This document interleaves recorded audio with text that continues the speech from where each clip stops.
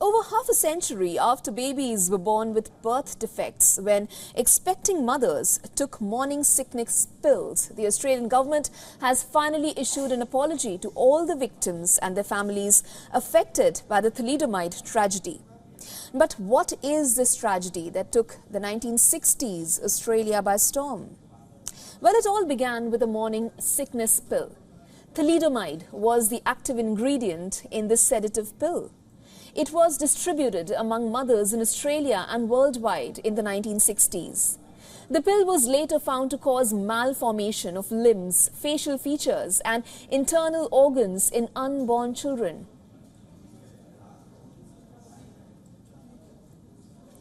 German firm Grünenthal's brainchild killed an estimated 80,000 children around the world before they were even born.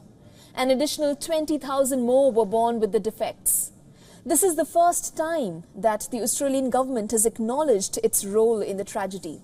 That's right, the apology comes 60-something years too late. Prime Minister Anthony Albanese said in the Australian Parliament, and I quote him here, "This apology takes in one of the darkest chapters in Australia's medical history." More than 140 Australian survivors have registered for a financial support program since 2020. However, the exact number of people affected in the country still remains unknown.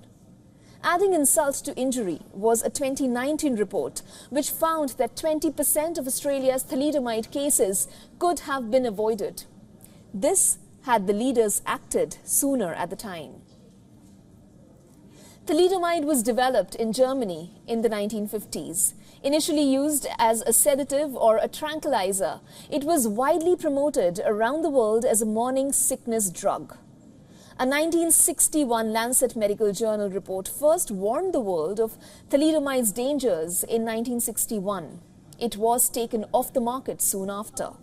However, the damage was already done. By then, an estimated 10,000 babies had been born with disabilities globally. Survivors have been fighting tooth and nail for acknowledgements of wrongdoing and compensation.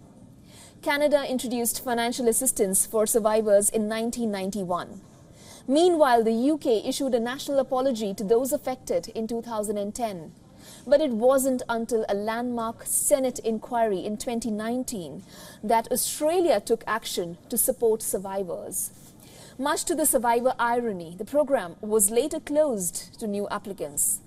However, PM Albanese has reopened it to ensure that anyone who may have missed the previous opportunity to apply does not miss out.